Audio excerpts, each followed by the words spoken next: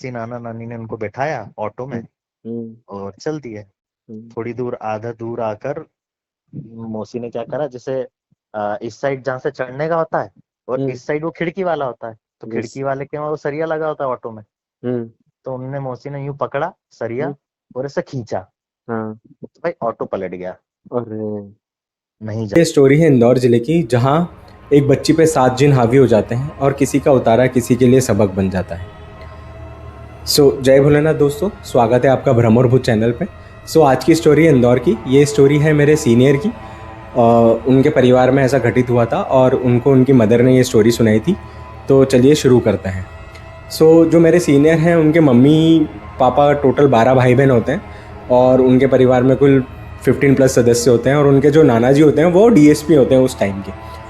और होता ये हुआ है कि 12 भाई बहन में उनकी 8 बहनें होती हैं और 4 भाई होते हैं उनकी मम्मी के।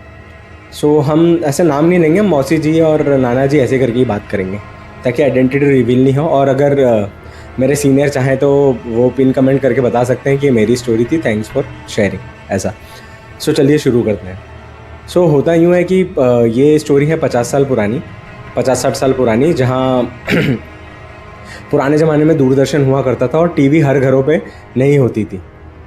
जहाँ टीवी होती थी तो एक जमावड़ा लग जाता था और बहुत सारे लोग हो जाया करते थे। तो दिन में या सुबह चित्रहार आता था और रात में एक मूवी आती थी, तो सब लोग बैठ के मूवी एंजॉय करते थे। तो उस दिन होता क्या है, जो नाना जी रहते हैं जो डीएसपी हैं, वो अपनी बेटी से बोलते हैं, 8 नंबर की जो मौसी होती है उनको बोलते कि बेटा जाके सेव परमल लिया। अब जिनको नहीं पता कि सेव परमल क्या होता है, तो सेव परमल एक प्रकार का भेल होता है जो इंदौर में मिलता है, जो मिक्सचर होके आता है सेव और मुरमुरे जो होते हैं उसका। तो कभी आप इंदौर आओ तो आप लोग ट्राई करना, बहुत अच्छी चीज़ होती है। तो इंदौर में तो मोस्टली ऐसा ही भेल मिलेगा। और तो मौसी जी जाती हैं थोड़ी दूर दुकान पे, और पहले क्या होता था, कम पैसों में बहुत ज़्यादा क्वांटिटी आ जाती थी। मौसी जी लेके आती है क्वांटिटी और वो थोड़ा सा गिर जाती है, उनको झटका लगता है और वो वापस, मतलब उनको ऐसा लगता हो कि पत्थर की ठोकर लग गई, और वो वापस घर आती हैं और उनको भूख बहुत लग रही होती है, तो वो पहला खुद ही खा लेती है बना के। ये ऑड लगता है। आसपास के पड़ोसी भी उस दिन देखने आते हैं तो बोलते हैं कि यार बच्ची ऐसे कैसे कर रही है, चलो बच्ची है, थक गई होगी या भूख लग रही होगी, इस हिसाब से खा लेती है। अब उस दिन तो ये लोग ऐसा इन्जॉयमेंट करके हो जाता है, सब सो जाते हैं। अब 2-3 दिन बाद क्या होता है कि घर में खाना बनता है, और 12-15 लोगों का खाना, और उस समय मतलब मेंटेन करना बड़ी फैमिली, जॉइंट फैमिली बहुत मुश्किल भी होती थी। तो नाना जी सब मैनेज कर लेते थे क्योंकि वो डीएसपी थे और पुलिस में थे, तो वो अपने हिसाब से मैनेज कर लेते थे और वो पुलिस क्वार्टर्स में रहते थे। होता क्या है, अब जो मौसी जी होती हैं वो मम्मी को बोलती है कि मुझे भूख लग रही है।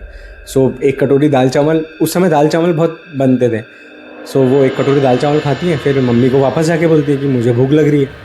तो मम्मी को लगा होगा कि थक गई होगी, खेला वेला होगा ज़्यादा, तो भूख लग रही होगी, तो वो एक और कटोरी देती है और मम्मी दूसरे कामों में व्यस्त हो जाती है। तो वो अपनी बड़ी बहन के पास जाके बोलती है कि मुझे और भूख लग रही है, खाना दे। तो ऐसे करके वो उस दिन पूरा खाना खा जाती है। अब मम्मी आती है, देखती, बोले क्या हुआ, तो बोले इसने मौसी मतलब छोटी बहन ने पूरा खाना खा लिया। तो मम्मी अचंभित हो जाती है। अब नेक्स्ट डे भी क्या होता है, वो ऐसा करके 7 कटोरे दाल चावल खा जाती है। और जब मम्मी पूछती है, काय बिन्नो क्या कर रही हो, हफ्सी बन रही हो का, तुमने हमें तो खाना दिया ही नहीं, ऐसे करके डबल आवाज़ आती है। तो मम्मी को डाउट होता है कि यार कुछ तो गड़बड़ है बच्ची के साथ। वो नाना जी को बताती है कि यार ऐसा ऐसा हुआ, मतलब जो हमारे सीनियर हैं उनके नाना जी को बताती हैं कि ऐसा बिहेव कर रही है बच्ची।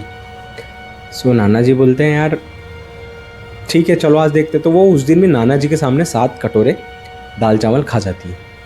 अब नाना जी को होता है डाउट कि कुछ तो दिक्कत है, बच्ची ऐसा एबनॉर्मल क्यों बिहेव कर रही। तो इंदौर में एक मानसिंह बब्बा है, एक पर्टिकुलर एरिया में रहते हैं और वो बहुत जाने माने तांत्रिक थे उस टाइम के। नाना जी बोलते हैं मैं इसको उसके पास ले जाऊँगा। अब ये लोग ऑटो करते हैं और 4-5 लोग जाते हैं घर वाले। तो होता क्या है कि मौसी है ना, ऑटो जब चलती रहती है, मौसी एक साइड का ऑटो का पकड़ के ऐसे खींच देती है, तो ऑटो एक साइड होके गिर जाता है, तो चोट वोट लग जाती है सबको। लेकिन नाना जी ने ठान लिया था कि मैं बच्ची को आज तो दिखा के मानूंगा कहीं पे। तो ये लोग क्या करते हैं, उसके पैर और हाथ बांधते हैं और मानसिंह बब्बा के वहाँ ले जाते हैं। अब जो तांत्रिक होते हैं वो बोलते हैं अरे आ गया तू।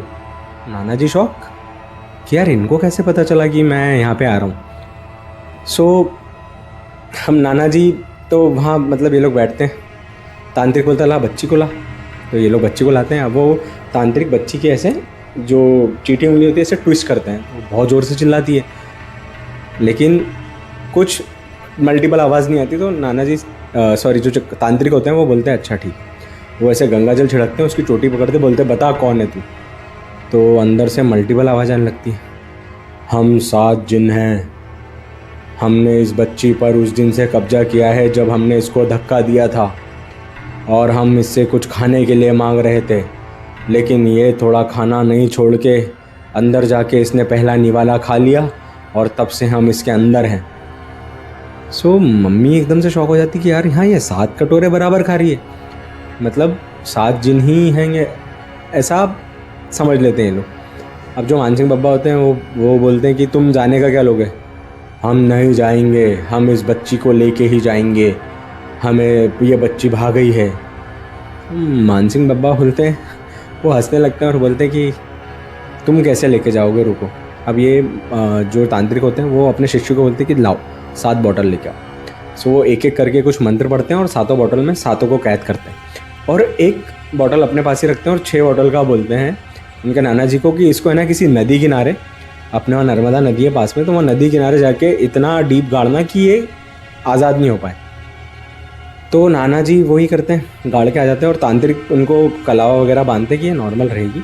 और नाना जी यही हिदायत देते हैं कि कोशिश करना है कि ये जिन रिहा नहीं हो पाए इसकी शादी के पहले। अगर ये वापस आए और गलती से इसने इसके साथ फेरे ले लिए, क्योंकि ये बहुत शातिर होते हैं, बताएंगे भी नहीं, और गलती से इसने फेरे ले लिए इन जिन्होंने बच्ची के साथ, तो बहुत तकलीफ़ हो जाएगी।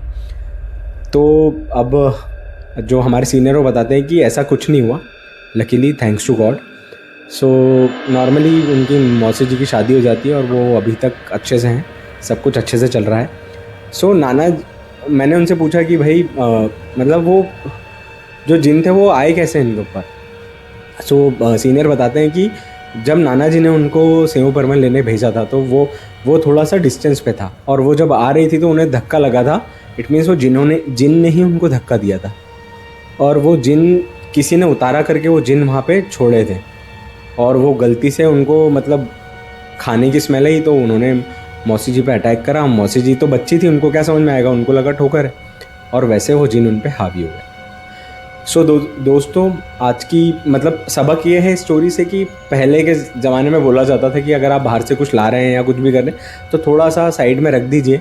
अगर ऐसा किसी का कुछ भी हमारे ऊपर हावी होने की कोशिश करे भोजन को लेके, तो वो एक निवाला हम उसके लिए अलग से निकाल देते हैं। So thank you for sharing this story. अगर आपको ये स्टोरी पसंद आई हो सो प्लीज़ इसको शेयर करें ज़्यादा लोगों में, और नीचे एक ईमेल आईडी दिख रहा होगा, जैसे हमारे सीनियर ने हमें कांटेक्ट करा, उनके पास जो मेरा नंबर था तो उन्होंने कॉल कर लिया।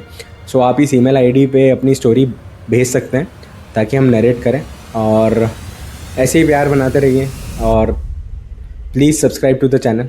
Thank you. जय भोलेनाथ, हर हर महादेव।